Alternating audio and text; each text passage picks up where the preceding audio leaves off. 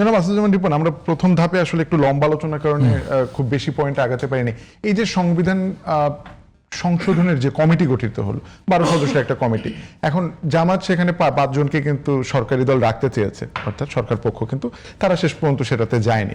কিন্তু প্রশ্ন হচ্ছে, এখন যে কমিটিটা গঠন হলো এবং এরপরে তারা অংশীজনদের সঙ্গে আলোচনা করা হয়তো বা অষ্টদশ সংশোধনী বিল সেটা সংসদে নিয়ে আসবে, কিন্তু এটি এককভাবে করলে শেষ পর্যন্ত কি আসলে কোনো সমাধান হবে নাকি কোনো বিতর্ক বা প্রশ্ন থেকে যাবে? আপনি একটা চমৎকার প্রসঙ্গ তুলেছেন। ইনফ্যাক্ট কমিটিটি ছিল 17 জন, 17 সদস্য কমিটি।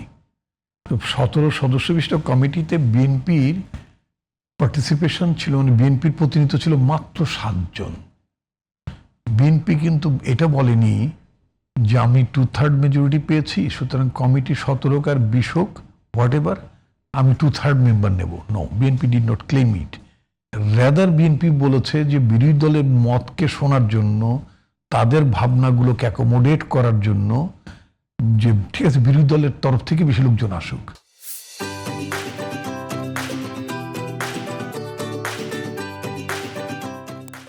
তো বিএনপি 7 জন সদস্য রেখে 10 জন অপোজিশন থেকে দিলেন।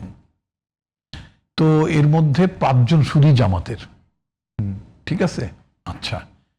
তো ওনারা আমি বলি না যে স্টিল ইট ইজ মিসড, আমি এটা মনে করি না।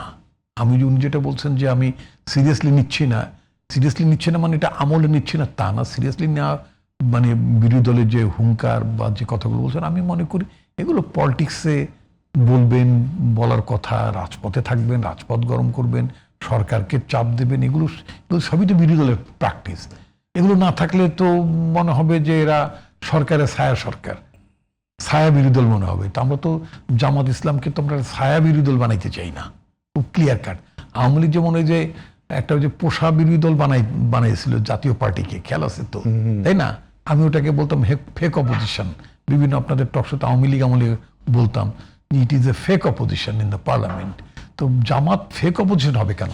জামাত should act as a real opposition, এটা আমরা চাই। এবং সেটি হচ্ছে আপনার পার্লামেন্টারি ডেমোক্রেসিটা ফ্লারিশ করবে, অপোজিশন পলিটিক্সটা ফ্লারিশ করবে, সেটি তো আমাদের চাও। আমার চাও তাই। আমি ব্যক্তিগতভাবে সবসময় মনে করি, এই কথাটা বারবার বলি, একটা রাষ্ট্রে, সমাজে যখন প্রশ্ন তোলা যায় না, citizen cannot raise the question, cannot ask the government, তখন বুঝতে হবে যে রাষ্ট্রটা ডেমোক্রেটিক না, গভর্নমেন্ট ডেমোক্রেটিক না, এটা বুঝতে হবে। অর্থাৎ রাষ্ট্রের যত বেশি নাগরিকরা প্রশ্ন করতে পারবেন, সরকার যত প্রশ্নগুলোকে নেবেন, বুঝতে হবে সরকার তত ডেমোক্রেটিক, রাষ্ট্রটা ডেমোক্রেটিক। আমাদের লড়াইটা 71 সালে ওই কারণেও ছিল। আমি কথাটা বারবার যে কথাটি বলতে চাই, এখনো যে কথাটা আমি বলবো, আপনি একটা খুবই মূল্যবান মানে প্রশ্ন তুলেছেন।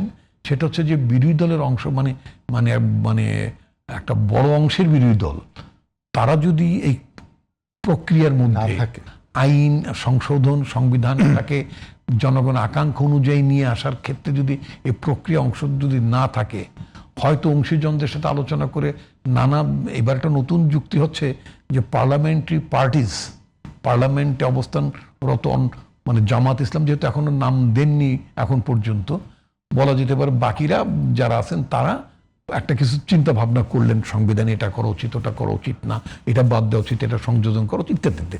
মানে আমি তো সরকারের অংশ নই, পার্লামেন্টে আমি মেম্বার নই, আমি ধারণা করছি এইটাই কাজ।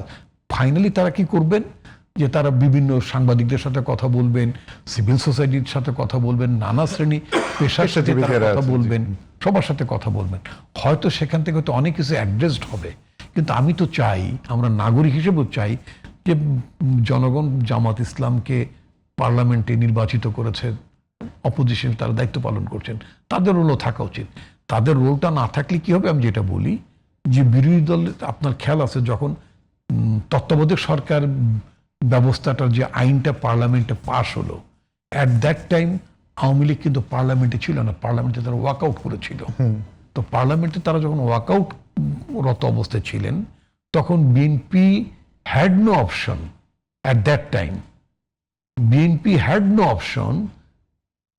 তারা কি করলেন, তারা অনেকটা একতরফা ভাবে আইনটা তৈরি করলেন, মানে তাদের নিজস্ব বুদ্ধি বিবেচনায়। পরবর্তীতে আমরা দেখলাম তত্ত্বাবধায়ক ব্যবস্থা কিছু ফ্লজ, মানে এটা আমি নাগরিক হিসেবে আমার কাছে মনে হচ্ছে কিছু ত্রুটি বিচ্যুতি ছিল, সেই ত্রুটি বিচ্যুতির কারণেই কিন্তু আপনার একটা দেশে 111 টাইপের একটা সিচুয়েশন ক্রিয়েট হলো। ফ্লজ মানে একটা ত্রুটি ফাঁক ফোকর থাকলো।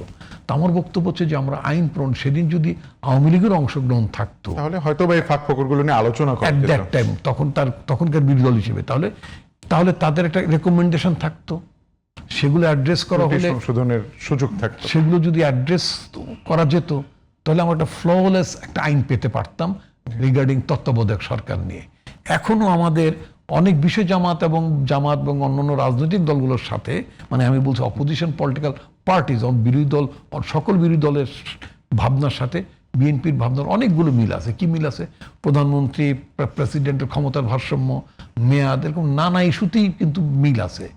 এখন আরো নতুন করে যা করা দরকার, এই জুলাইয়ের ভাবনাগুলোকে যদি আমাকে ট্রান্সলেট করতে হয়, বাস্তবায়ন করতে হয়, শহীদদের স্বপ্নগুলোকে যদি আমাদের বাস্তবায়ন করতে হয়, মানুষকে বারবার জীবন দেবে, 71-এ জীবন দেবে, 90-তে জীবন দেবে, বারবার জীবন দেবে, তারপরে বিনিময়ে যদি মানে রিফ্লেকশন হয়, মানে অ্যাসপিরেশনের রিফ্লেকশন না হয়, তাহলে মানুষ কতবার জীবন দেবে বলেন?